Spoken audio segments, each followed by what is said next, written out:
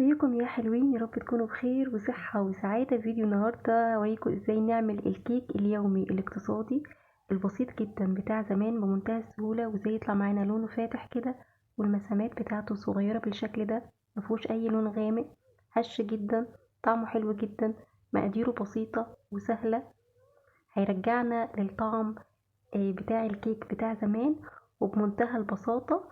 تعالوا نشوف. اول حاجة معانا في بولة، وتكون مفيهاش ولا نقطة مية ولا أي حاجة، تكون بولة ناشفة. هنضيف فيها 4 بيضات،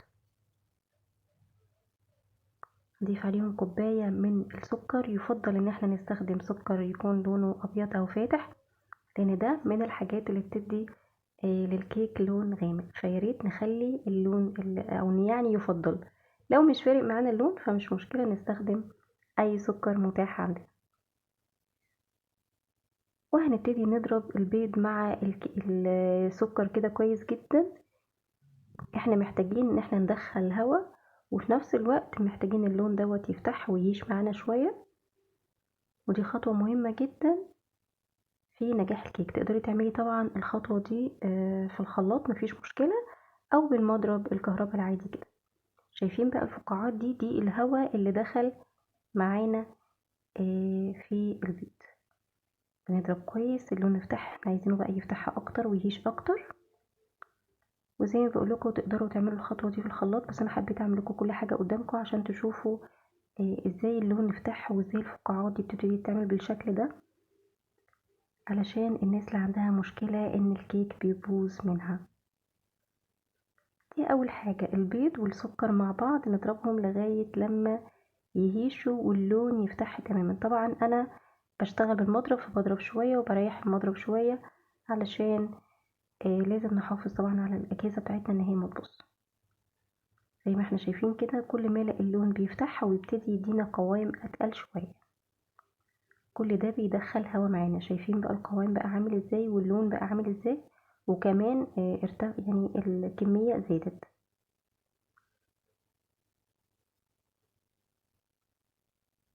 نقدر نعمل الخطوه دي في الخلاط. بعد كده هضيف 3/4 كوبايه من الزيت، وهضيفها سرسوب زي ما انتم شايفين كده بالتدريج، ينزل كده خيط رفيع. وانا بخلط برضو في الخلاط هنعمل نفس الحكاية، هنضيف الزيت خيط رفيع، واحنا بنخلط كده بالشكل ده. انا مش عايزة افقد الهواء اللي دخلناه في البيض.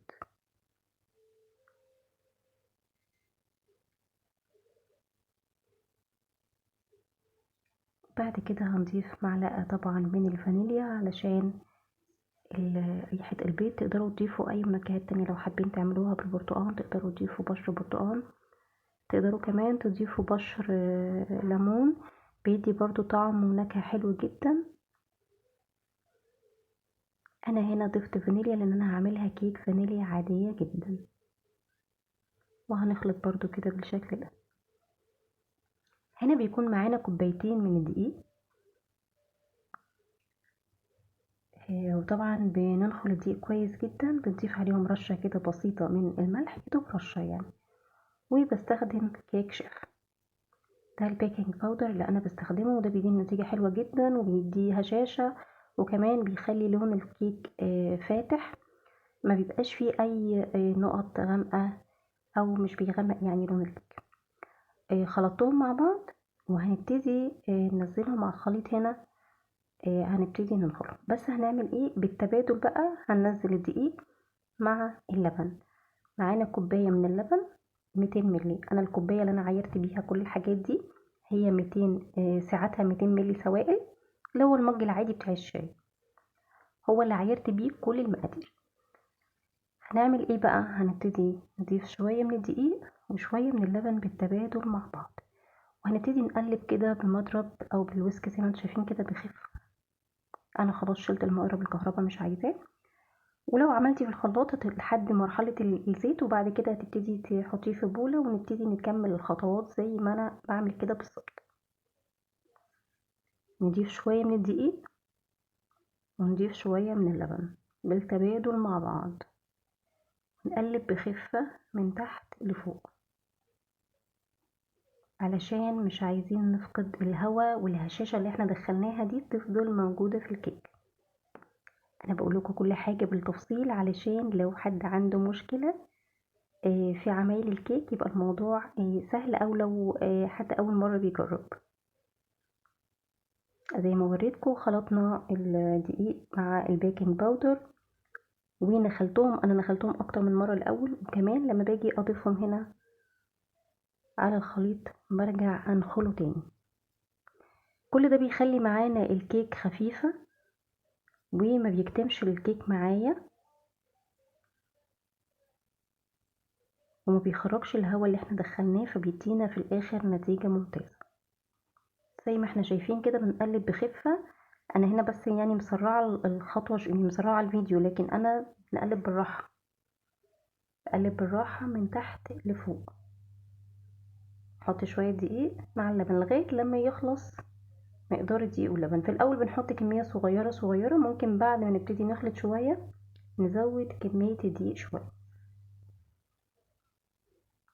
يعني بنحط مثلا الأربع كوبايات على 5 مثلا مرات أو 6 مرات بالتبادل مع اللبن. يبقى احنا هنا ضفنا 4 بيضات، كوباية سكر، 3/4 كوباية زيت، ويكون زيت طبعا ملهوش أي ريحة عشان ما تظهرش الريحة في الكيك. ومعانا كوباية من اللبن وكوبايتين من الدقيق وبيكنج باودر باكو والفانيليا زي ما انتوا شايفين كده.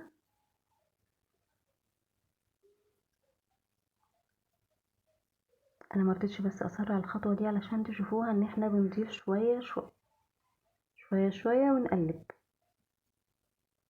هو الموضوع يعني مش هياخد وقت طويل، لكن التكنيك بتاعه مهم. دي حاجة مهمة جدا في نجاح الكيك، وان الكيكة تطلع معانا هشة ولذيذة. بعد كده اخر حاجة خالص بضيف معلقة كبيرة من الخل، ده بيديني هشاشة للكيك وكمان بيفتح لون الكيك، وطعمه طبعا ولا ريحته مش بيبان ابدا. وكمان لو في يعني ريحة للبيض ده بيضيع الموضوع. بس كده كده خلصنا الخليط. طبعا بنكون مشغلين الفرن بتاعتنا وتكون متسخنة. شايفين بقى فقاعات الهواء؟ شايفين لسه موجودة، ده مهم جدا. عندي صينية مقاس 26 بدهنها بالزبدة او بالسمنة او اي مادة دهنية، وببطنها بالدقيق، وبعد كده بصب فيها الخليط بتاعي. بنكون مسخنين الفرن وبنسوي على درجة حرارة 170. منفتحش الفرن ابدا قبل مرور نص ساعة، يعني منفضلش ان احنا نفتح ونقفل في الفرن لان ده ممكن يهبط الكيك مننا. زي ما احنا شايفين كده انا كده حاططها في صينية مقاس 26. حابة تعمليها في صينية مقاس 24 عايزاها اعلى مفيش مشكلة، بس انا مش بحب حجم الكيك اللي بيتاكل مع الشاي ان هو يكون يعني عالي قوي. بعد كده بجيب خلة وببتدي بس كده اعمل خطوط، عشان انا مش عايزة فقاعات تكون كبيرة، انا عايزاها تكون مسامية، تكون المسامات بتاعتها صغيرة. فبخلة كده بشكل عشوائي ببتدي اخرج بس او امشيها كده في الكيك، بحيث ان لو في اي فقاعات كبيرة تبتدي يعني تختفي. بعد ما حطيناها في الفرن بتقعد حوالي 35 دقيقة ل 40 دقيقة. بهويها على شبكة كده بالشكل ده، وانا وريتكم شكلها من تحت متحمرة وطالعة لونها حلو جدا، من فوق كمان اللون حلو جدا، ما فيهاش اي تشققات، ما فتحتش من النص، ما حصلهاش اي حاجة، مظبوطة بالملي. ريحتها حلوة قوي قوي قوي. عايزة اقول لكم تقدروا تستبدلوا في الوصفة دي اللبن بعصير البرتقال، وتقدروا تعملوها بالشوكولاتة. شيلوا مقدارين يعني مقدار معلقتين من الدقيق وحطوا بدلهم كاكاو. يعني دي وصفة ثلاثية، تقدروا تعملوها بفانيليا بالشوكولاتة او بالبرتقال. تعالوا بقى نشوف شكلها من جوه عامل ازاي. نقطع كده بسم الله. بصوا بقى،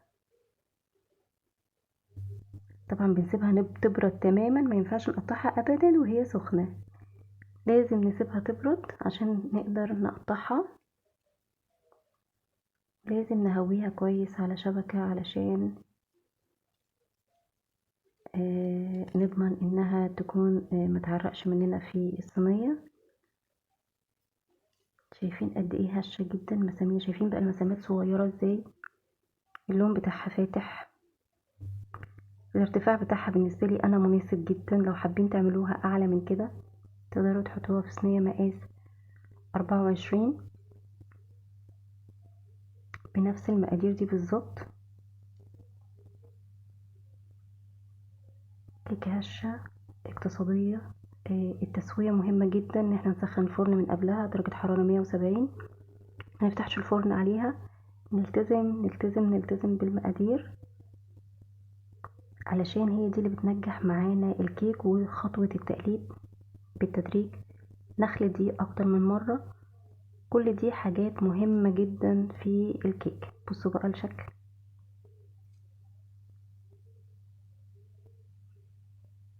انا شايفة ان الارتفاع ده بالنسبة لها كان بالنسبة لي مناسب جدا وحلو قوي.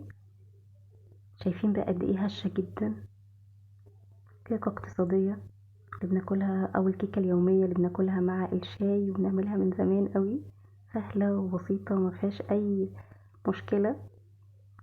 شايفين قد ايه هشة وتحفة. اتمنى الوصفات اللي انا بقدمها تكون عجبتكم. لو الوصفات بتعجبكم ياريت تعملوا لايك للفيديو، تعملوا اشتراك في القناة، وقولولي في الكومنتات ايه الحاجات التانية اللي انتوا عايزين نعملها. بعتذر جدا عن تأخيري في نزول الفيديوهات، لكن ان شاء الله الفترة اللي جاية هنزل لكم فيديوهات كتير.